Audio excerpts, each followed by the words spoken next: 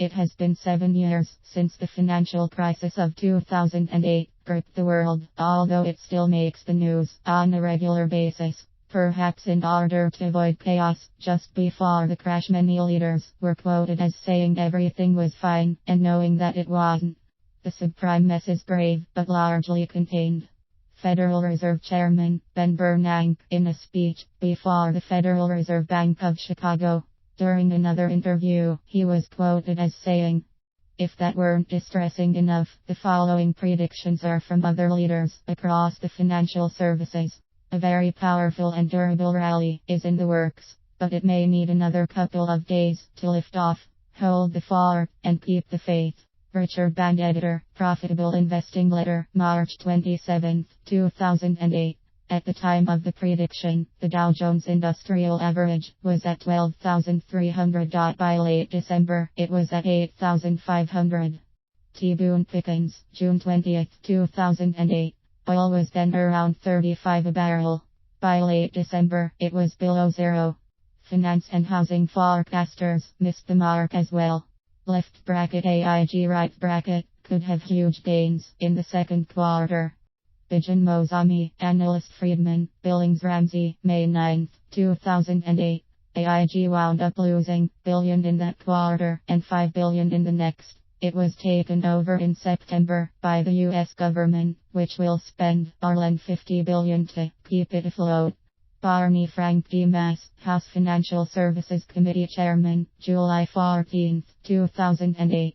2 months later, the government forced the mortgage giants into conservatorships and pledged to invest up to $0 billion in each. I think Bob Steele's the one guy I trust to turn this bank around, which is why I've told you on weakness to buy Wachovia. Jim Cramer, CNBC commentator, March 11, 2008. 2 weeks later, Wachovia came within hours of failure as depositors fled. Steele eventually agreed to take over by Wells Fargo. Wachovia shares lost half their value between September 15 and December 29. Existing home sales to trend up in 2008. Headline of a National Association of Realtors press release, December 9, 2007.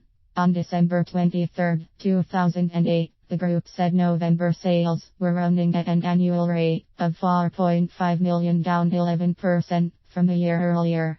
The worst housing slump since the Depression. Not everyone was caught off guard by the crash of 2008.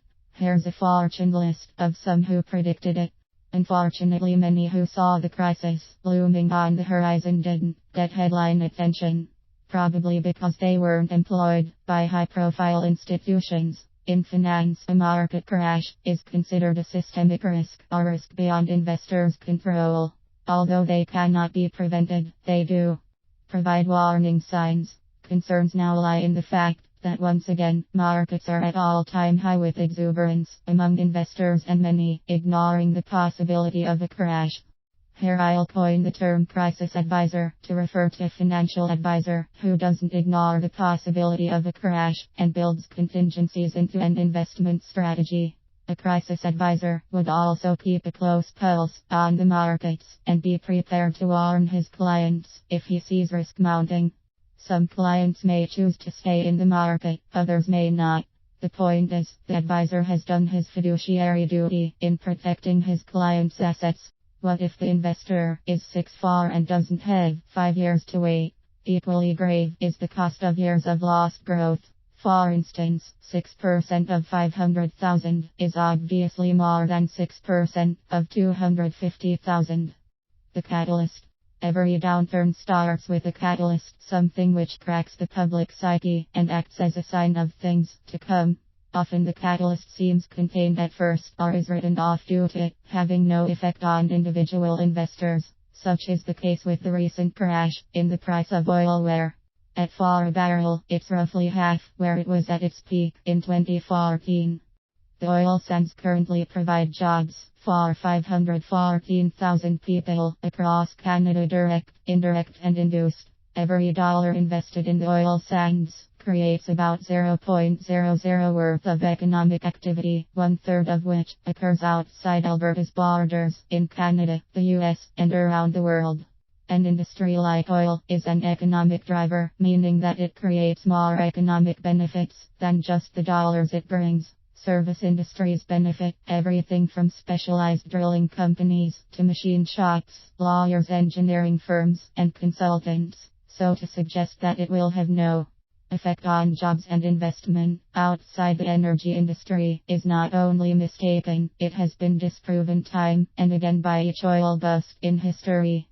Currently the federal government is saying it will only suffer -3 billion in lost tax revenue. This is assuming there will be no tax revenue losses outside the energy industry. When big oil starts cutting spending, the effects will cost the federal government far more than the direct loss of taxes from lost oil profits. The following is a list of Canada's most important economic drivers, the industries which drive the economy and make all other industries more profitable and viable. 1. Mineral fuels including oil. 1973542800026.1% of total exports. 2. Vehicles excluding trains and streetcars. 9311332000013%. 3. Machinery. 11598520006.8%. 4. Pearls, gems, precious metals and coins.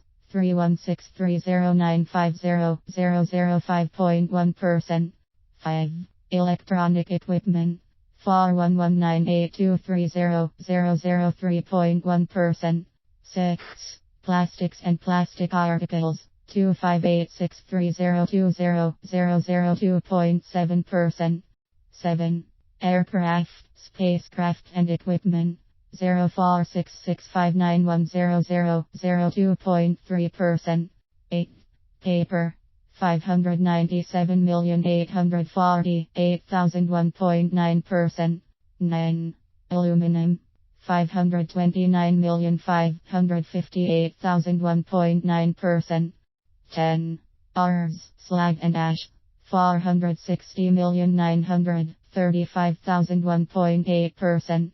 Here's the USA's top export list. 1. Machinery. 1310819900013.5% of total exports. 2. Electronic equipment. 6560444900010.5%. 3. Mineral fuels including oil. 4842674300009.4%. 4. Vehicles excluding trains and streetcars. 33647900008.5%. 5. Aircraft and spacecraft. 1538094400007.3%. 6. Optical, technical and medical apparatus. 42812760005.3%. 7. Pearls, precious stones, precious metals and coins. 28302320004.6%. 8. Plastics. 08369700003.9%. 9. Organic chemicals. 65109030002.9%. 10. Pharmaceutical products. 97427170002.5%. In Canada, the top of the list is mineral fuels, of which oil is by far the largest contributor and almost exactly twice the size of the next largest, auto manufacturing. In the USA, mineral fuels makes it to number 3, still a critically important industry to the country. It's important to note that some of these industries are already in full-scale downturn, including ores and ash, precious metals, aluminum, and paper, which never recovered fully from 2008. It's also concerning that record-breaking recent auto sales recently were achieved with equally record-breaking low interest rates. In economics terms, that is pulling demand forward, supposedly a temporary measure to give a little lift to end economy, not a 6-year embedded monetary policy. The problem with leaving rates this low for this long is that a full cycle of mortgage renewals, car loans, and big ticket items are sold at unsustainable interest levels. Did you know we currently have the lowest rates in recorded history for the longest time in history? This means governments are terrified and know they need to do whatever they can, otherwise the economy will crash. Adapt, don't react.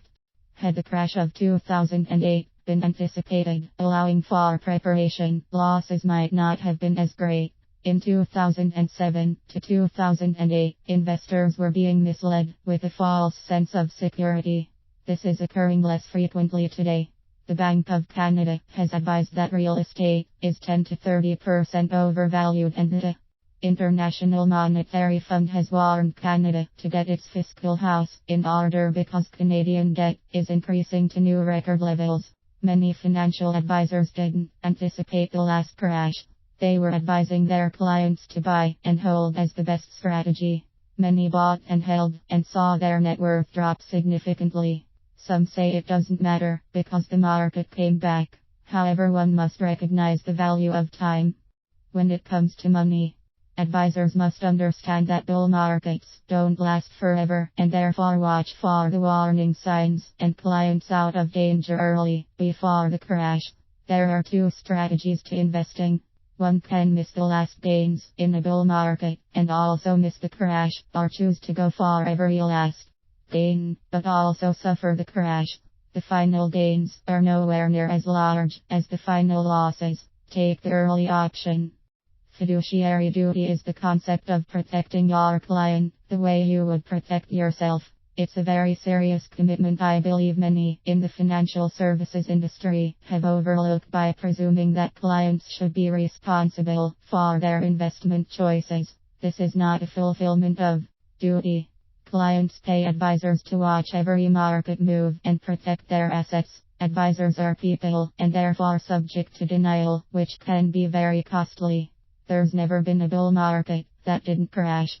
In spite of this fact, terms like soft landing are discussed as if any market has ever had one. Making money in a rising market. After 6 years of solid gains, this is now the second oldest bull market in history. Bull markets don't last forever, and the true test of a financial advisor is not how they handle rising markets, but how they handle falling markets. A skilled advisor can make money in any market. Equally important, they prevent losses when markets fall. I'm calling for financial advisors across the industry to shoulder responsibility for losses as well as gains. For example, energy companies across the board are down double digits, and energy makes up a very large proportion of many mutual funds and investor portfolios in Canada. How many financial advisors saw this happening and warned their clients? Even warning after 1 month would have saved clients roughly 25%.